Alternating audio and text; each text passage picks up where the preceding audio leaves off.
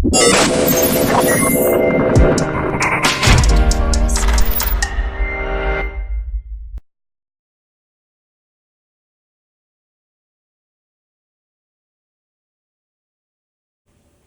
everybody, welcome.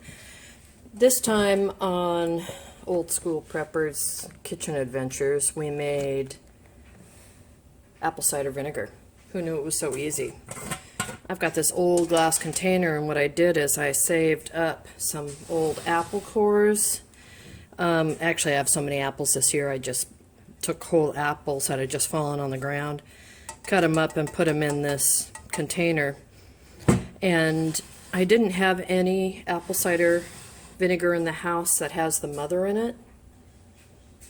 So usually people buy something like this, apple cider vinegar, raw and unfiltered, including the mother, and they'll put their fruit in here, add water, and add some of the mother. You can see it floating on the, maybe you can, that kind of white scum floating on the top. It's called Scoby. Into this to give it a kickstart, a little jump.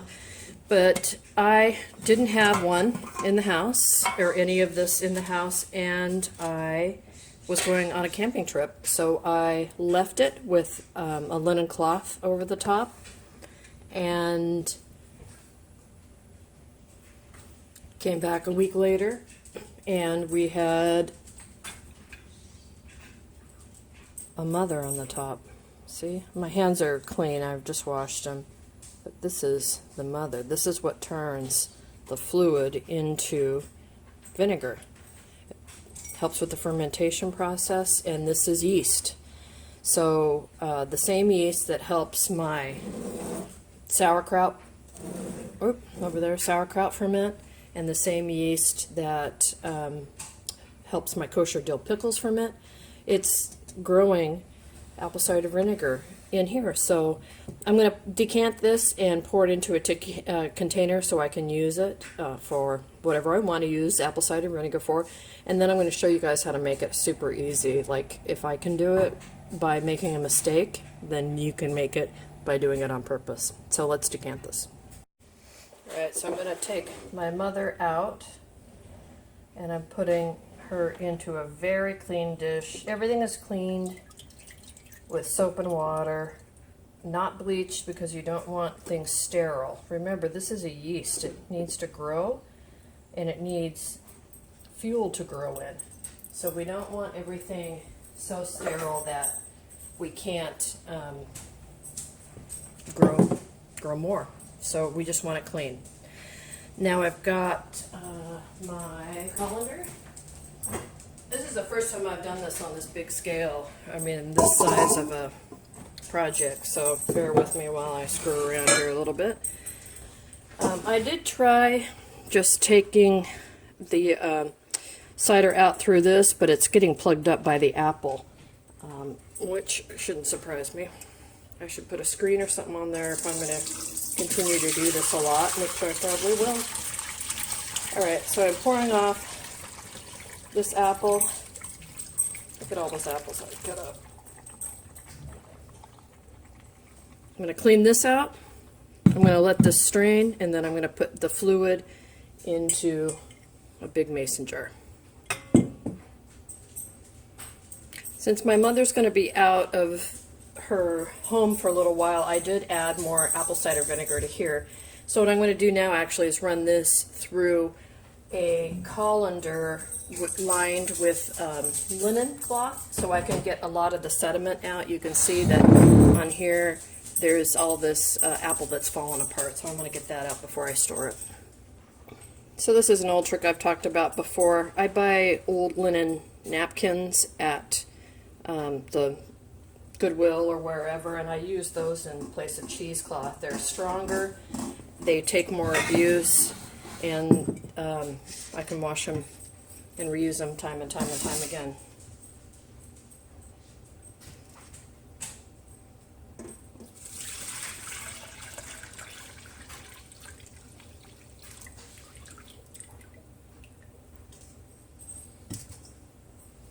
Alright, put this aside while it strains.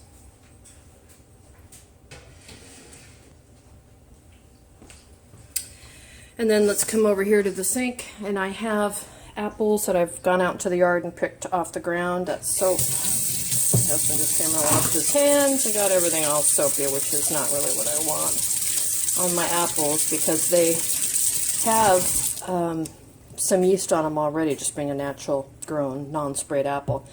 You'll see I've got a lot of different kinds of apples in here as well, and apparently that's key in making apple cider vinegar or apple cider. The more different kinds of apples you have, the more depth the flavor and the different players it brings to the game. So some of these have damage on them, but we're going to go ahead and just cut around that and throw the bad parts into my bucket that's got the fermented apple bits from the first time. So let's get started. Okay, well, we've got the rest of the apple cider vinegar draining in the background. We're going to go ahead and take a look at these apples and chop them up. What a lot of people do is they'll just save the apple skin or the apple core. Since I have so much fruit this year and stuff is just blowing off the tree, I'm going to just use the whole apple. And people even include the seeds in there, so I had no problem doing this last time, so I'm just going to do that again this time. And again, I've got a variety of apples here. Crab apples, big apples, small apples, and so I'm just going to chop those up and get them all in this bowl. Okay, this is a bad apple. Don't want that apple. I'll toss that off to the side. You can see from the outside it looked fine, but from the inside, no bueno. Alright, so I'll just continue the process here. So I'm finishing up my decanting here, and you can see I've got this full container, but I still had some extra cider, so what I'm going to do is just lift this napkin up, and you can see we're still getting some out, and just squeeze out the rest here and put it in another container. Or, you know what, I'm rethinking this. I think I might put this in with the apples, give a little kickstart on this new batch. There we go.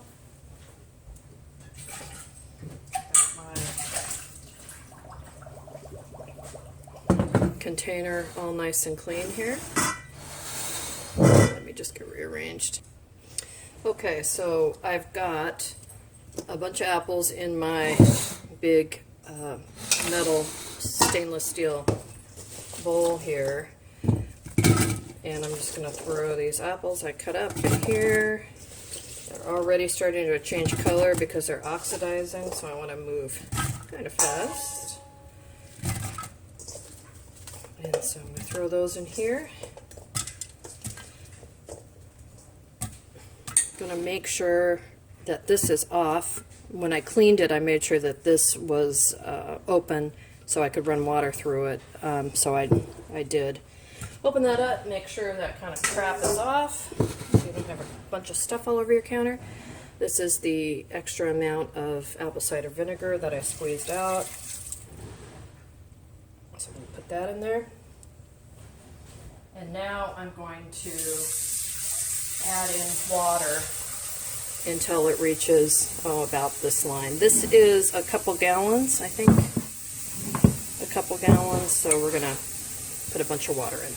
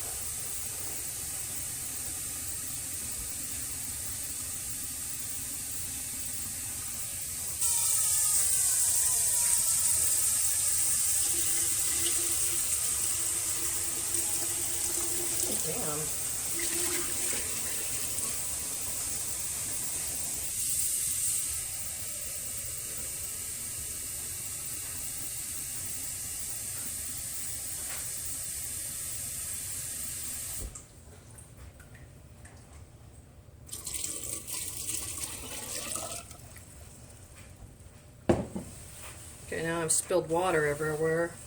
Paying more attention to the camera than I am to what the hell I'm doing. Okay, so you can see the apples are all floating to the top. I've got a lot of room at the bottom, and once these start to ferment, as you saw before, they'll start to drop all the way down to the bottom. So now I'm going to take the beautiful mother and I'm going to put her in here. I'm going to make sure that she's underwater though, so she's going to probably be floating to the bottom, and then as this ferments, as she eats away at the natural sugars that are in here, she's going to float up to the top. I'm not adding any additional sugar to this. Some recipes call for it. When I made my mistake and I just let this be, I didn't add any sugar. I didn't think it was ready, but lo and behold, it was. So put her in there. I'm going to add in the apple cider vinegar that she was soaking in. And now I'm going to get another one of my linen napkins and put it over the top so it can breathe. If you put a top on this, once this starts fermenting, it will explode.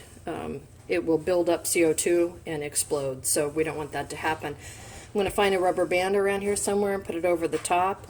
And that last batch took about a month, so I imagine this batch will take right around the same amount of time, and then we'll have more apple cider vinegar. And what I'm going to do is just continue this process, so I always have apple cider vinegar.